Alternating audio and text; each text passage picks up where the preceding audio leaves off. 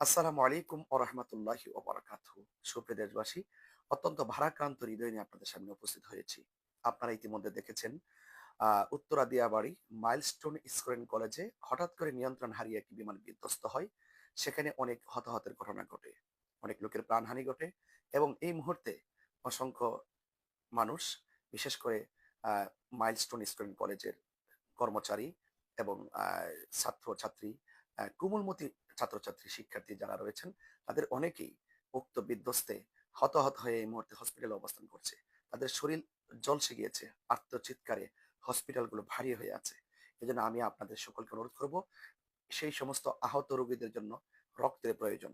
তারা এই মুহূর্তে বিভিন্ন হসপিটালে অবস্থান করছে।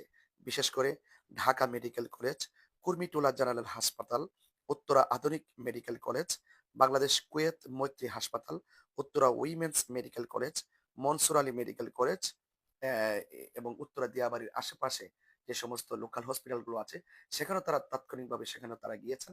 এবং আপনাদের সকলকে অনুরোধ করব, উত্তরা দিয়াবাড়ির আশেপাশে যারা আছেন, আপনারা দ্রুত ঢাকায় যে যেখানে আছেন, যেভাবে আছেন, আত্মীয়স্বজন যারা আছেন, আপনারা সবাই সেই হতাহত ব্যক্তিদের রক্ত দেওয়ার জন্য আপনার হসপিটালে দ্রুত চলে আসুন।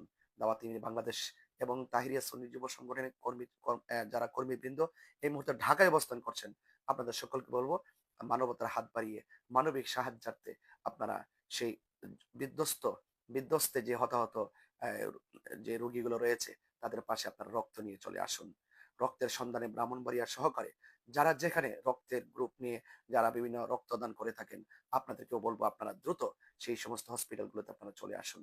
যারা এই বিধ্বস্তে যারা প্রাণহানি হয়েছে, তাদেরকে যেন আল্লাহ পাক জান্নাতবাসী করে, এবং যারা মৃত্যুর সাথে পাঞ্জা লড়ছে, আল্লাহ পাক যেন তাদেরকে পূর্ণ সুস্থতার সাথে নেক হায়াত দান করে।